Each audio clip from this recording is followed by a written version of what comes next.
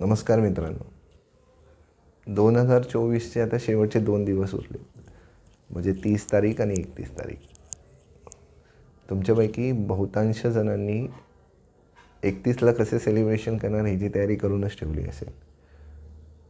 आणि मला असं नक्की माहिती आहे की तुम्ही 2025मध्ये तुमचे काही गोल्स ठरवले असतील. पण मी जेव्हा एक सक्सेस कोच म्हणून काम करतो आणि लाईफ कोच म्हणून जेव्हा मी काम करतो, तेव्हा अनेक जण माझ्याकडे येतात आणि ते सांगतात, सर आम्ही खूप काही ठरवतो, म्हणजे आम्ही हे करणार, आम्ही ते करणार, पण आम्ही त्यातलं काहीच करत नाही. मग त्याच्यावर उपाय काय? तर माझ्याकडे आलेल्या बहुतांश जणांना मी त्यांचे गोल्स, त्यांनी जे ठरवलेलं असतं नवीन वर्षाच्या रिझोल्युशनमध्ये, ते साध्य करण्यास मदत करतो. आणि मला खरंच आनंद होतो जेव्हा ते साध्य करतात आणि मग त्यांचा फीडबॅक माझ्यासाठी एक प्रेरणादायी असतो. तर अनेक जणांकडे पोटेन्शियल्स खूप असतात, त्यांच्यामध्ये योग्यता असते, एबिलिटीज असतात. पण जेव्हा ते गोल्स ठरवतात तेव्हा त्यांचे गोल्स कुठेतरी चुकतात आणि ते साध्य करताना मग त्यांना त्रास होतो. आणि मग ते साध्य नाही झालं की कुठेतरी आत्मविश्वास डगमगतो. मग पुढच्या वर्षी आपण असं काही करतच नाही आणि मग असं करत करत करत करत आपण आपले गोल्सच सेट करणं बंद करून टाकतो. म्हणजे we fail or we don't dare to dream because आपले ड्रीम्स आपण कुठेतरी अचीव करू शकत नाही अशी भावना आपल्या मनामध्ये कुठेतरी निर्माण होते. आणि त्यामुळे अनेक चांगली लोक जीवनामध्ये क्षमता असूनसुद्धा मागे पडतात. अशाच लोकांसाठी मी हा व्हिडिओ बनवला आहे, ज्यांना जीवनामध्ये काहीतरी करायचं आहे, त्यांच्यामध्ये क्षमतासुद्धा आहे. मग आज आपण बघणार आहोत की गोल सेट करताना तुम्ही कुठले कुठले मुद्दे लक्षात ठेवले पाहिजेत. तुम्ही विद्यार्थी असू शकता, प्रोफेशनल असू शकता, बिझनेसमॅन असू शकता, बिझनेसवुमन असू शकता, हाऊसवाईफ असू शकता, हाऊसमेकर.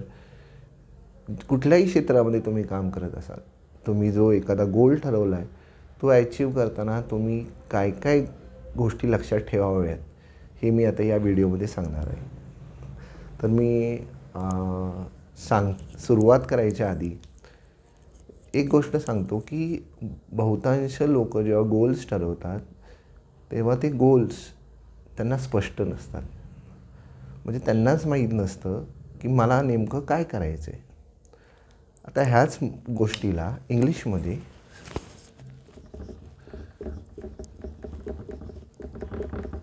स्पेसिफिक असे म्हणतात. स्पेसिफिक म्हणजे तुमचा गोल जेव्हा तुम्ही लिहिता, आणि हे पण एक लक्षात घ्या, बहुतांश लोक नुसतं मनातल्या मनात गोल्स ठरवतात. तसं न करता तुमचे गोल्स लिहून काढा. मग जेव्हा तुम्ही गोल्स लिहिता, स्पष्ट लिहा की मला नेमकं करायचं आहे काय. ठीक आहे. मग जेव्हा तुम्ही ते स्पष्टपणे लिहिता तेव्हा ते जे ॲचिव्ह करण्याचे चान्सेस खूप प्रमाणात वाढतात. म्हणून असं म्हणतात की तुमचे गोल स्पेसिफिक पाहिजे, क्लिअर पाहिजे, की तुम्हाला जसं आपण आता 2025चं बोलतो आहे की मला 2025मध्ये नेमकं काय साध्य करायचं आहे. मला हे साध्य केल्यावर मला नेमका आनंद काय मिळणार आहे, माझ्या पुढच्या जीवनावर त्याचा सकारात्मक काय असर होईल, हा विचार करून तुम्ही तो गोल सेट केला पाहिजे. मग तुमचा गोल क्लिअर आणि स्पष्ट पाहिजे. त्याला आपण स्पेसिफिक बोलतो. म्हणजे ह्याच्यातला तुम्ही एस लक्षात घ्या, इनिशियल. ठीक आहे.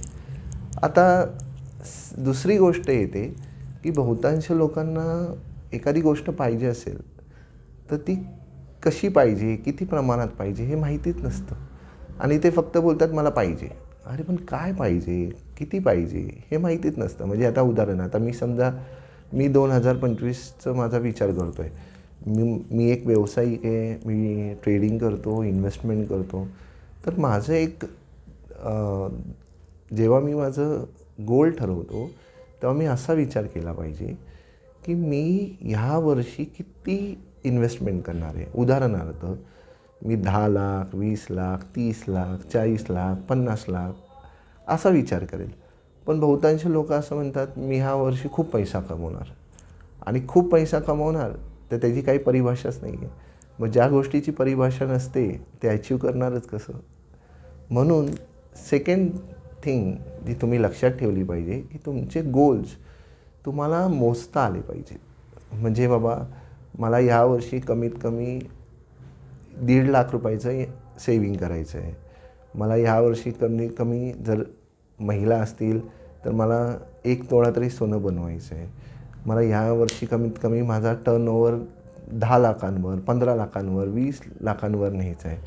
ह्या ज्या गोष्टी आहेत ना, ह्याला आकडेवारी द्या. त्याला आपण बोलतो मेजरेबल.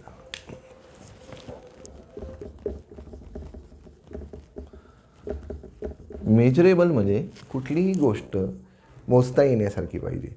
म्हणजे तुमचा गोल हा तुम्हाला सांगता आला पाहिजे, तुम्हाला नीट समजता आला पाहिजे, म्हणून त्याला आकडेवारी असणं महत्त्वाचं आहे. आता तिसरी गोष्ट, बहुतांश लोक जेव्हा गोल्स ठरवतात तेव्हा ते आजूबाजूचे लोक काय करतात ह्यानुसार ठरवतात. म्हणजे समजा एखादा मुलगा खूप हुशार आहे अभ्यासात आणि तो 90% आणतो आणि त्याला बघून बाकीची मुलं ठरवतात मी पण 90% आणणार.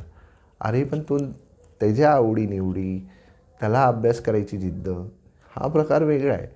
माझा स्वभाव कसा आहे, मी खेळकर आहे, परत मला बाकीच्या गोष्टी एक्स्ट्रा करिक्युलरमध्ये मी जास्ती भाग घेतो.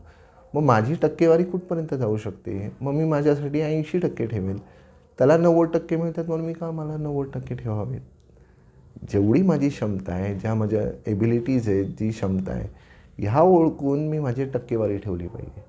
तसंच एखाद्याला पगार खूप मिळतो आहे म्हणून तो पगार मला पण मिळावा. अरे त्याचं पद, तो कुठल्या, त्याने शिक्षण किती झालं आहे, हा आपण विचारच नाही करत. मग आपली योग्यता, आपली क्षमता, आपली सध्याची परिस्थिती ह्यानुसार आपले गोल्स ठरवायचे असतात. मग मी एक गोल अचीव केला की नंतर मग दुसरा पुढची पायरी ठेवायची. मग हे अचीव केलं. आता समजा मी जर ठरवलं की बाबा माझं इन्कम 10 लाख झाला पाहिजे, मग मी 10 लाख अचीव केल्यानंतर मग मी ठेवणार 11 लाख, 12 लाख, 13 लाख, पायरी ठेवलं पाहिजे. अनेक जण काय करतात, आता म्हणजे आपण समजा आपण जेव्हा जेवायला बसतो तेव्हा ताट काही अख्खं खातो का, नाही, घास खातो. तसंच गोल ठरवताना आपल्याला जे आधी अचीव होऊ शकतं त्या गोष्टी आधी लिहायच्या असतात. म्हणजे मला साध्य होऊ शकतं ते आधी लिहायचं. ते साध्य झाले की पुढची पायरी, ते साध्य झाले की पुढची पायरी. त्याला बोलतात अचिवेबल गोल.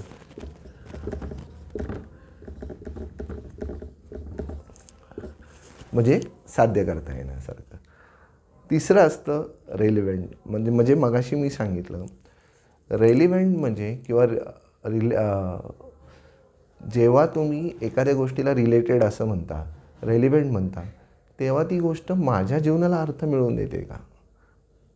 म्हणजे आता मला माझ्यातली योग्यता तर वेगळी आहे, पण बहुतांश वेळी आईवडील, आजूबाजूची मुलं हे करत आहेत म्हणून आपण पण मुलांना ते करायला पाठवतो.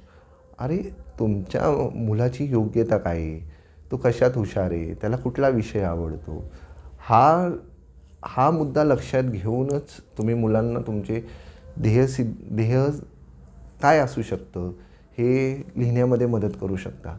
आता जसं मला एखादी गोष्ट आहे, मी बोलण्यामध्ये हुशार आहे, मला एखादा विषय लगेच समजतो, मला लोकांशी बोलायला आवडतं, मग मी ते काम करणार.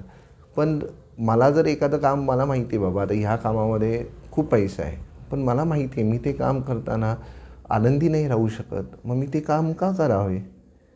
मग रेलिव्हेंट म्हणजे काय, एखादी तेच ध्येय ठरवावं ज्या ध्येय ठरवताना तुमच्या जीवनाला अर्थ मिळतो आहे, काहीतरी तुम्हाला साध्य केल्याची भावना मिळते.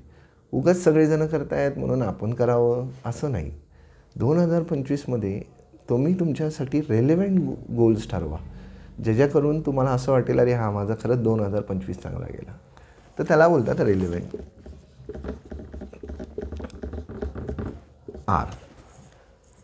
आणि आता शेवटचा मुद्दा, अनेक जण जेव्हा गोल्स ठरवतात तेव्हा, आता आपण 2025च्या संदर्भात बोलतो आहे, मग अनेक जण जेव्हा गोल ठरवतात तेव्हा ते त्याला स्वतःला वेळेचं बंधनच नाही टाकत. म्हणजे मी कधीतरी मोठा होईल, मी कधीतरी पैसे कमवेल, असं नाही. तुम्ही स्वतःला वेळेचं बंधन टाकलं पाहिजे. जसं कुठलंही टेंडर, कुठलंही कॉन्ट्रॅक्ट हे वेळेच्या बंधनात येतं, तर तेव्हा तो माणूस ते पूर्ण करण्यास मेहनत करतो. तसंच तुम्ही पण स्वतःला बंधन टाकून घेतलं पाहिजे की मी हे 2025 31 डिसेंबरपर्यंतच मला वेळ आहे आणि मला ते साध्य केलंच पाहिजे. मग बघा तुम्ही कसं मेहनत करता, तुम्ही कसं तुमच्या डोक्यामध्ये नवीन नवीन कल्पना येत आहेत आणि तुमच्या डोक्यात तुमचे गोल्स सतत फिरले पाहिजेत. असं नाही की मी आज गोल्स लिहिले, नंतर मग मी विसरून गेलो आणि मग ते आपोआप मला अचीव होतील, असं नाही. तुम्ही गोल्स लिहिले तर तुमचे गोल्स तुम्ही वाचले पाहिजेत की आणि ते वाचल्यानंतर अचीव झाला की टिक करून टाकायचं आणि लगेच नवीन गोल सेट करायचा. त्याला बोलतात टाईम बाउंड.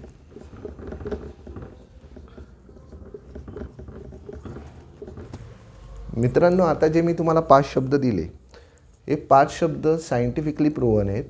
एखाद्याला जर आपले गोल अचीव करायचे असतील तर हे 5 शब्दांकडे लक्ष दिलं पाहिजे. आणि तुमच्या एक लक्षात येईल की जेव्हा मी हे 5 शब्द